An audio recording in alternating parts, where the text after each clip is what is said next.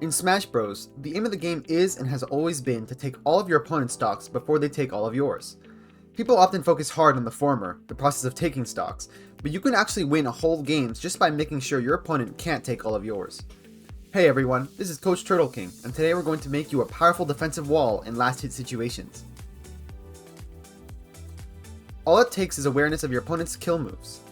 When you learn to turtle like a king or queen, you'll find that you can hang onto stocks much longer than you expect, build powerful leads over your opponent, and win games. Since this concept relies a lot on game knowledge, let's refresh that knowledge with some character experimentation.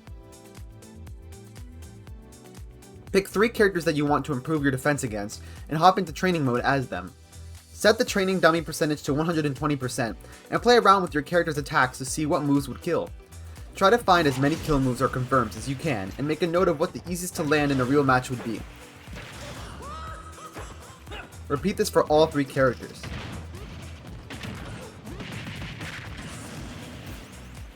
Now you're ready to turn yourself into a tank. When you're at high percent, your opponent is going to be trying to take your stock with one of their kill moves, or setups. Your goal is to make it as difficult as possible to do so.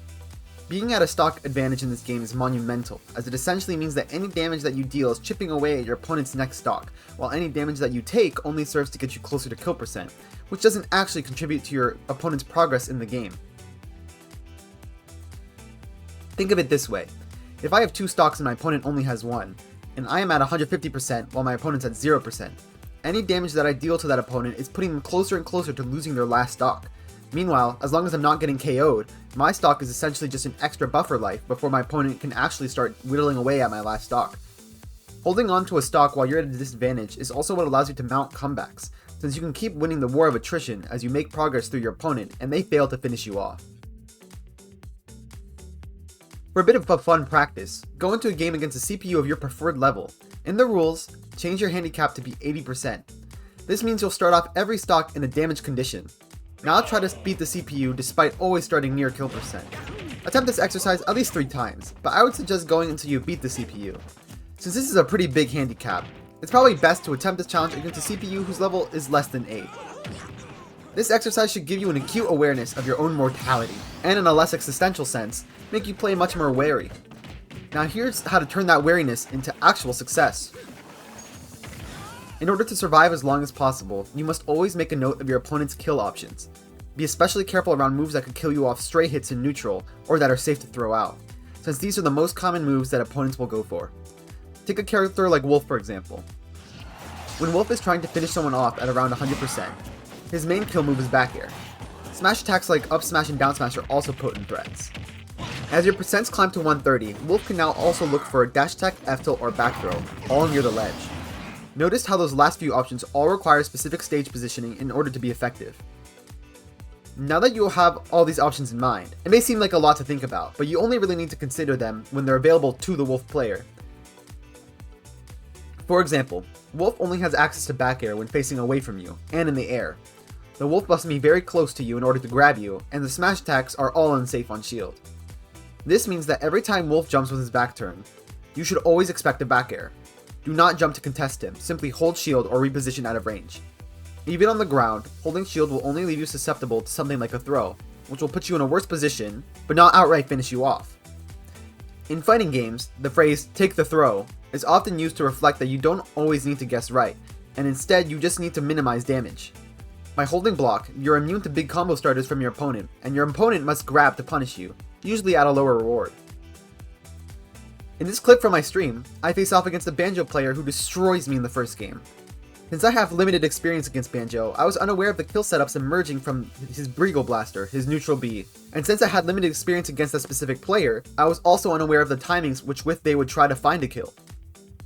In order to successfully beat the Banjo in the best of 3, I made a note on how I should try not to contest the projectiles he throws at me, since he was finding kill setups off of them, and that I should stay in the air to avoid his kill moves.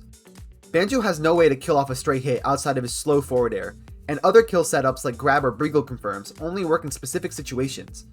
I decided to play much more mobile and aerially, which meant that Banjo had no way to lock me down and force me to make a mistake, which allowed me to live for extremely long. I now want you to do the same. Hop into 3 matches against real opponents and take mental notes on how they're finding kills on you. Then put yourself in positions where you are least likely to get hit by those options. Are they grabbing you a lot? Jump often and threaten whiff grabs with huge punishes. Do they have huge, safe, strong aerials like Cloud back air? Sit and shield and wait till the time is right. Do they, just for some forsaken reason, have both? Back up. Don't play the guessing game. Just run to a platform or out of range so that both options aren't threatening the position at the same time. Do this and you'll be able to live for so much longer. Other than last hit situations, there are other ways for your opponent to take your stock. Some characters have crazy kill confirms at ridiculously low percents, such as ZSS Nair Flip Kick and Wolf Fair Bear. All characters, however, can take your stock off stage. This comes with its own set of challenges to face and strategies to implement, so many that could definitely make a guide in the future covering it. But the idea is that you want to minimize the time you're in a dangerous position. For the specific setups, make sure you never put yourself in position to be hit by them. When getting off ledge against ZSS at 40%, do not neutral get up while ZSS is jumping. Once you're back up, don't try to grab, attack, spot dodge, or anything. Your focus should just be to get back to mid stage by either shielding or jumping, both of which beat the Nair Flip Kick confirmed. Off stage, just keep an eye on your opponent and don't reposition yourself in places where you could lose a resource for no reason. The last exercise I want you to do is to jump into a game against a real opponent and try to live past 130% if you're a lightweight, 150% if you're a midweight, and 170% if you're a heavyweight. Trust me, it's possible. These will be easier to achieve against characters who have limited kill options, but the tips I went over can be applied to any match. When you're at those high percents and you start getting scared, remember to breathe. Fear can lead you to panic and give your opponent an opportunity that they didn't deserve. Remember to drink water between games, take breaths between stocks, and if you're getting frustrated, just take a break. If you keep your head cool while surviving past late percents, you may be inflicting mental damage on your opponent. Shutting down your opponent's kill attempts can lead them to being frustrated, antsy, and desperate. Desperate attempts at taking you out can lead to openings you can take advantage of in order to further your lead. Now get out there into 3 real games and put this tactic to good use. Play defensive as your percents climb and make sure you don't put yourself in a position where it's possible to be taken out. If you're mounting a good defense, you should also be able to retaliate against your opponent's attempts to break your defense in order to build a lead. This includes stuff like stuffing approaches with safe aerials or playing out of shield. Just focus on surviving, and you'll soon find that you don't quite feel like you're getting cheesed out as much. Turtle up defensively in every game you play, and you'll find that you buy yourself much needed time to collect more data and win important sets. Remember, make your opponent work for every stock.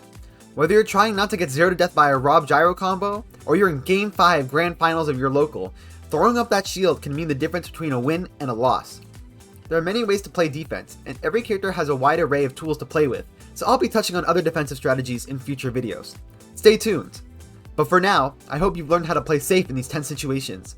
I'm Coach TurtleKing, and I'll see you in the next video. Peace!